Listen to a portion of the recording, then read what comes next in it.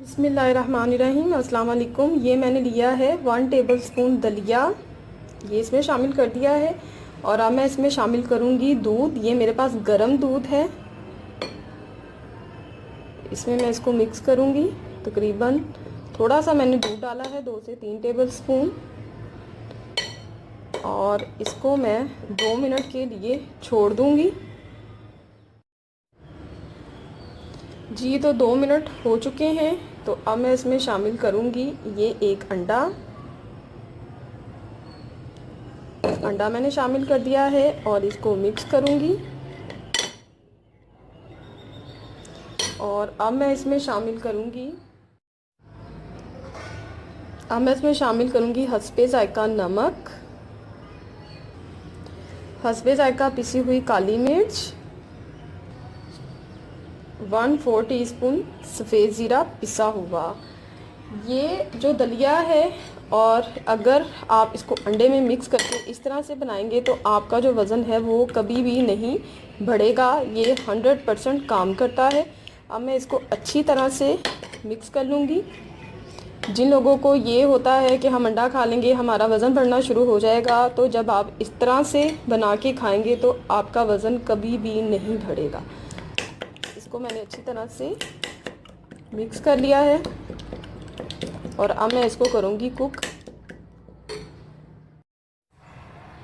Pan में मैं अब तकरीबन 1 टेबलस्पून के करीब ऑयल डालूँगी और इसको इस तरह से फैला लूँगी। इसको मैंने मीडियम हीट पे गरम किया है पैन को। और अब मैं इसमें ये अंडा डालूँगी। बिस्मिल्लाहिर्रहमानिर्रहीम।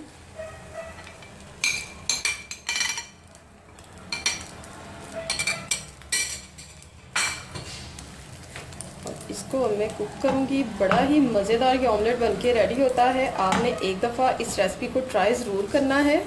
बड़ी ही ज़बरदस्त ये रेसिपी बनती है, बड़ा ही मज़ेदार ये ऑमलेट बनेगा। जब आप इसको ब्रेकफास्ट में खाएंगे तो आपको बहुत ही ज़्यादा मज़ा आएगा।